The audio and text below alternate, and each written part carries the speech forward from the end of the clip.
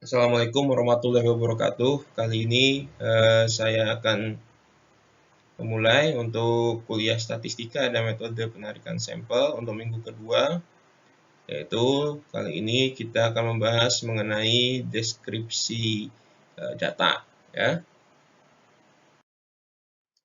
Nah, seperti kuliah minggu lalu, bahwa data didefinisikan sebagai suatu bentuk hasil pengukuran, penjumlahan, atau pengamatan, ya, yang biasanya berbentuk angka atau diubah ke dalam bentuk angka. Data itu bersifat netral, artinya data itu tidak ada benar dan salah, tapi yang menyebabkan terjadinya kesalahan itu ketika proses pengolahan dan penyajiannya. Jadi data itu bisa bersifat kualitatif, ya, bisa bersifat gambar, teks, sinyal, ataupun suara yang kemudian bisa diubah menjadi bentuk kuantitatif atau bentuk angka yang banyak digunakan dan akan mempermudah dalam proses pengolahan dan penyajiannya secara statistik. Jadi statistik itu sebenarnya metodenya itu banyak digunakan untuk bagaimana mengolah angka-angka ini menjadi suatu hal yang bermanfaat. Nah, pengumpulan data atau sifat-sifat pengumpulan data itu yang pertama adalah sifat cover, ya. Jadi data yang dikumpulkan itu harus memenuhi hal yang ingin ditinjau, ya. Jadi data itu jangan sampai kurang. Jadi data itu sebisa mungkin mengcover atau menutup semua hal atau keingintahuan kita terhadap hal yang ingin ditinjau.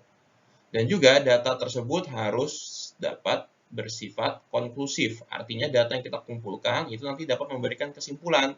Jangan hanya sekedar bersifat banyak gitu.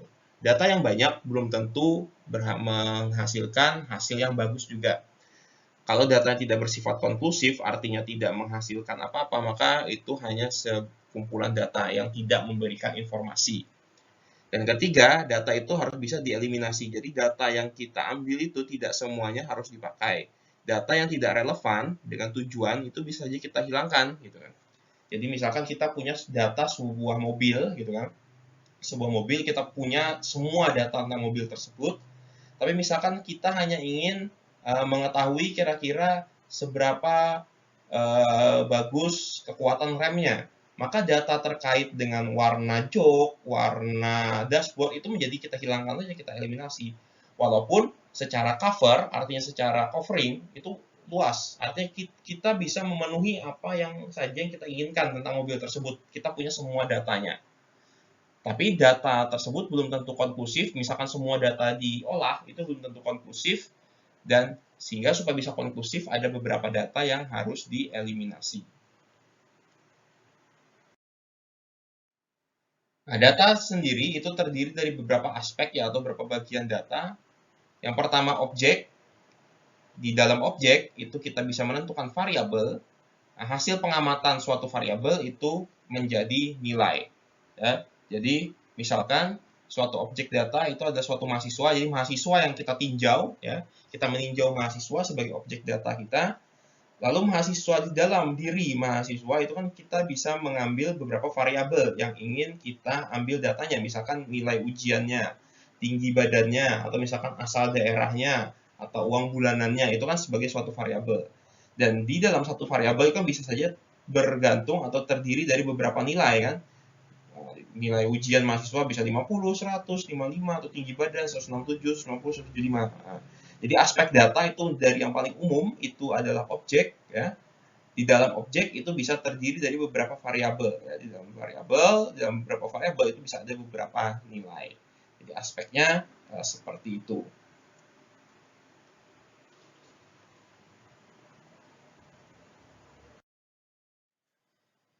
Data numeris, ya, data itu kenapa sebaiknya kita buat menjadi bentuk angka, ya, kenapa kita buat menjadi bentuk angka dibandingkan dengan bentuk-bentuk kualitatif lainnya. Yang pertama adalah agar kita menghilangkan ambiguitas, ya, karena data dalam bentuk angka itu sudah bersifat jelas, ya. Jadi misalkan dalam bentuk kualitatif, misalkan anak itu badannya tinggi. Nah, definisi tinggi itu kan bisa berbeda-beda, tapi bila kita konversi dalam angka, oh anak tersebut tingginya 167 cm. Nah, sudah jelas kan itu artinya bahwa tidak ada ambiguitas di situ, maksudnya tidak memiliki dua makna di situ kan, bahwa tinggi itu kan bisa berapapun sebenarnya yang dipikirkan oleh orang.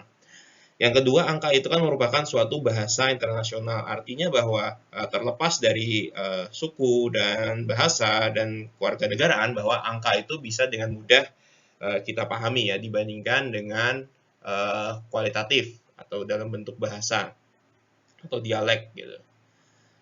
Dan angka itu karena dia bersifat numeris yang artinya dia bisa dihitung, bisa dikalkulasi sehingga dia bisa masuk ke dalam berbagai metode statistik ya. Karena angka itu bisa diolah dengan proses aritmatika ya, sehingga dia bisa menjadi alat atau menjadi sumber bahan baku untuk metode statistik.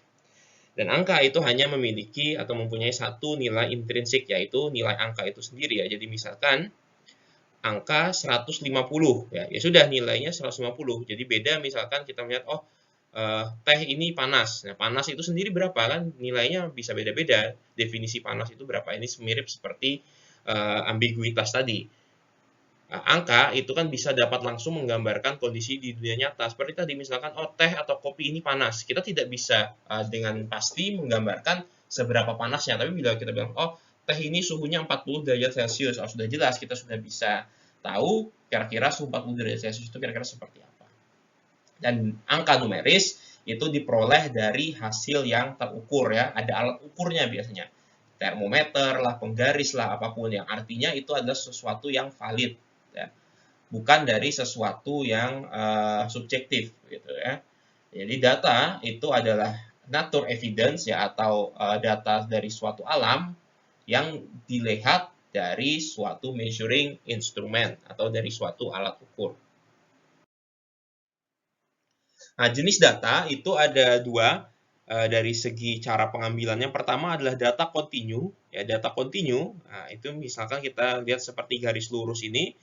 Dia variabelnya itu berkesinambungan terhadap waktu. Jadi dia variabelnya terus-menerus ya. Dia variabelnya berlanjut terus.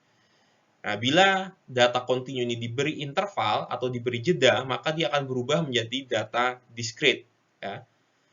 Contohnya ini tadi misalkan kecepatan selama berkendara. Jadi Anda berkendara kan ada data kecepatannya. Nah, yaitu bila kita plotkan terhadap waktu, nah, itu kan ada datanya. Jadi dia bergerak terus kecepatannya.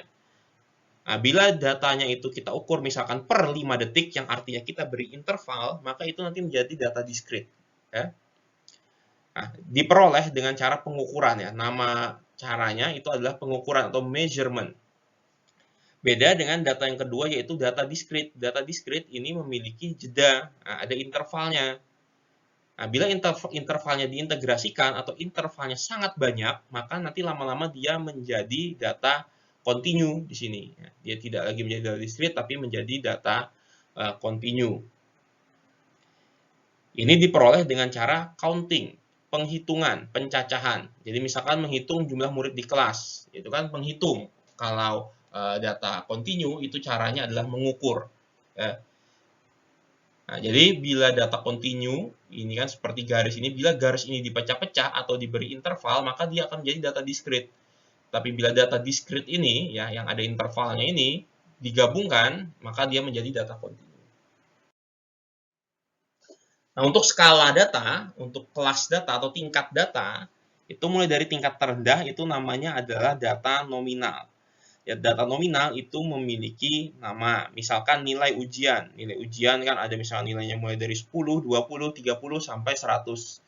Nah, data tersebut adalah data nominal yang memiliki nama dan nilai.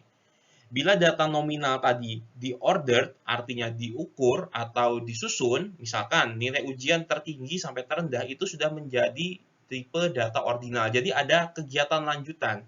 Bukan hanya sekedar kita memperoleh data, ya, tapi misalkan data tersebut disusun tinggi ke rendah atau rendah ke tinggi, itu sudah menjadi data ordinal. Artinya dia ada susunannya.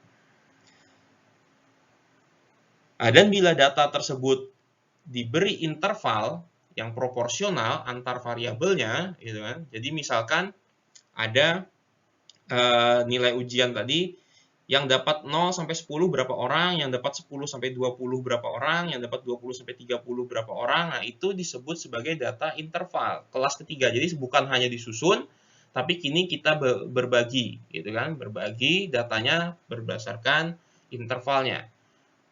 Dan bila kita mampu mengakomodir absolute zero-nya, gitu, absolute zero, itu kita sudah masuk tipe kelas data tertinggi, yaitu tipe data rasio. Jadi misalkan seperti ini untuk data rasio. Jadi misalkan nilai 0 di suatu ujian A itu akan sama dengan nilai 0 di ujian B. Atau misalkan begini, Anda punya 1 kilogram gula, itu kan setara dengan 1000 gram gula, setara dengan 2 pound gula, ya.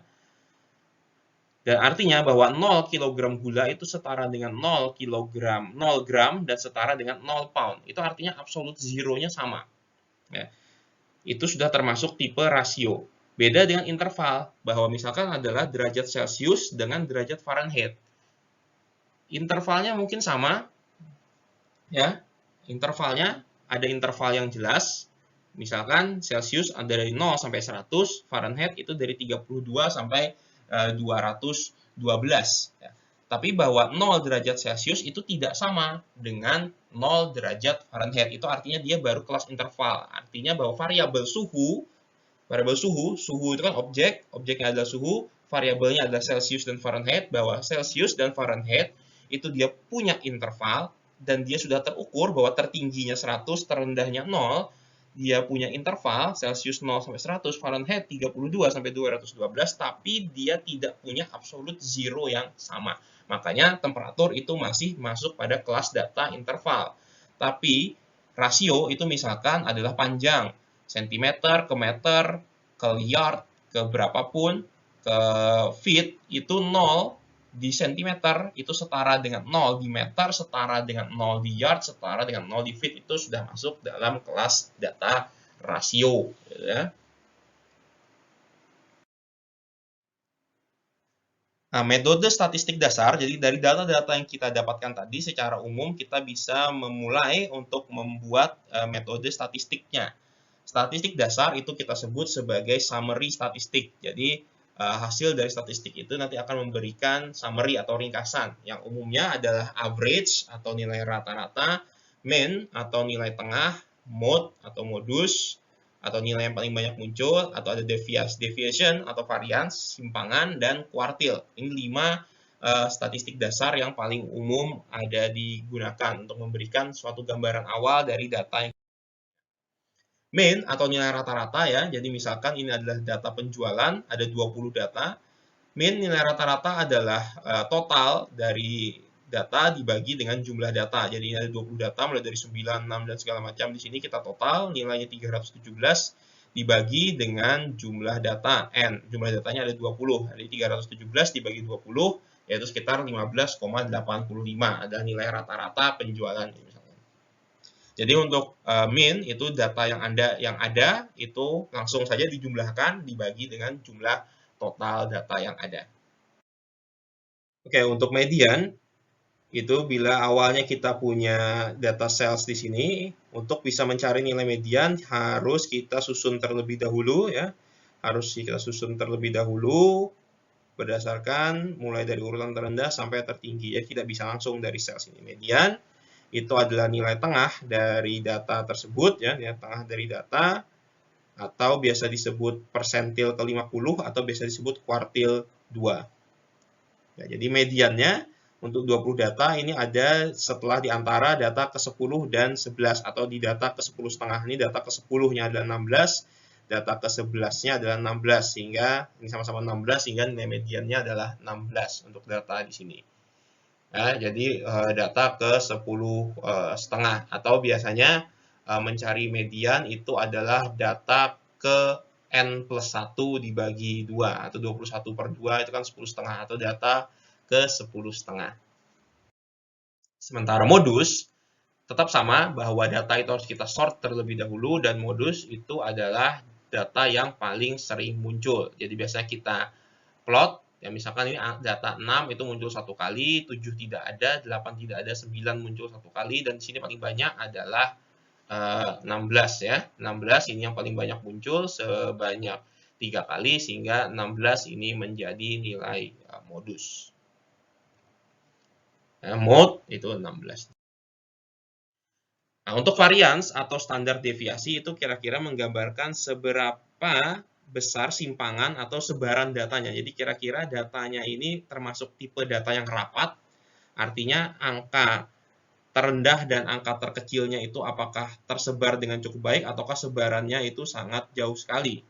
Jadi misalkan di sini kan datanya mulai dari yang terendah 6 sampai 24 ya.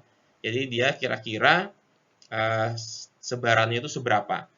Dan kita dapat dari nilai min sebelumnya bahwa nilai rata-ratanya ada 15,85. Jadi untuk varians itu adalah jumlah dari X data dikurangi min dikuadratkan. Jadi kan 6 dikurangi 15,85, 9 kurangi 15,85, dan seterusnya. Lalu dikuadratkan, ya, X min kuadrat, dikuadratkan, dibagi dengan N min 1. Jadi di sini kan ini totalnya 317, tapi X kurang rata-rata dikuadratkan, itu 378,55 dibagi dengan N min 1. Atau 20 kurang 119, sehingga kita dapat variansnya itu 19,92, atau standar deviasinya itu adalah varians diakarkan. Jadi 19,9 ini diakarkan dapat 4,46. Artinya bahwa data ini pergerakannya itu sekitar 4,46 deviasinya. Dari nilai rata-rata 15,85 itu dia plus minus 4,46 nilai rata-ratanya. Nah, semakin besar nilai standar deviasi itu menunjukkan bahwa data tersebut range-nya itu cukup luas atau simpangannya itu cukup banyak. Jadi misalkan data itu nilai standar deviasinya kecil, artinya data itu banyak berkisar di sekitar garis rata-rata. Atau bila kita gambarkan begini ya, nanti. Jadi ini misalkan adalah suatu data, jadi misalkan datanya seperti ini, sebarannya ya. Ini misalkan dengan nilai standar deviasi yang normal. Tapi bila standar deviasinya itu kecil,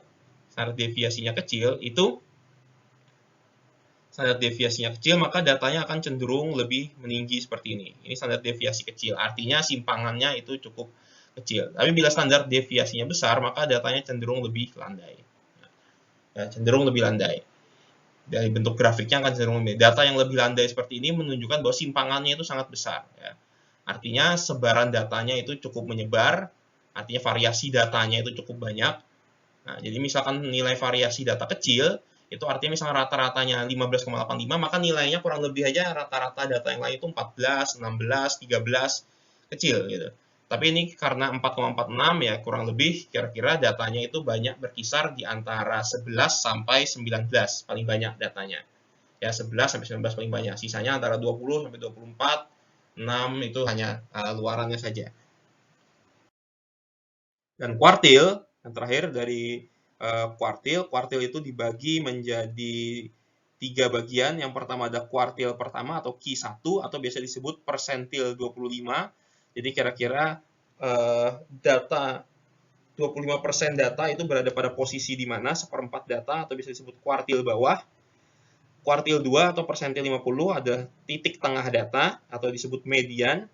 Dan kuartil 3 atau Q3 ada persentil 75 atau kira-kira 3/4 data itu berada di posisi yang mana, kuartil atas. Nilai kuartil ini biasa nanti untuk membagi kira-kira kelas-kelas, biasanya kelas pekerjaan atau kelas gaji, ini biasanya dibagi menjadi nilai kuartil. Nah, jadi misalkan data di sini tadi, data yang awal, setelah kita sort, ya kita susun, kita hitung first quartile ya. Rumus first quartile posisinya itu adalah N plus 1 dikalikan P, jadi dia persentil berapa per 100 ya. Jadi datanya ada 20, 21 dikali 25 per 100, atau data ke 5,25. 1, 2, 3, 4, 5, data 5,25 itu kan diantara data ke-5 dan ke-6 ya. Jadi 13 dan 14, 13 ditambah 0,25 dari deltanya berapa? Jadi kan 13,25. Nah, jadi 13,25 nilai kuartilnya. Jadi seperempat data itu berada pada nilai 13,25. Nah, jadi N plus 1, ini kan pertama N plus 1 kalikan P per 100, ini adalah posisi data. Jadi posisi data dan nilainya itu nanti akan berapa di kuartilian. Posisinya ada di data ke 5,25, artinya di antara data ke-5 dan ke-6, data ke-5 ada 13, data ke-6 ada 14. Dan artinya seperempat di antara dua data ini kan, karena dia 0,25, artinya bahwa 13 ini kan selisihnya 1. Kan berarti seperempatnya ya 0,25, 13,25. Median itu kan tinggal kita ganti saja nilai P-nya itu menjadi 50 karena dia persentil ke 50. 20 plus 1 kali 50 per 100 atau 10,5.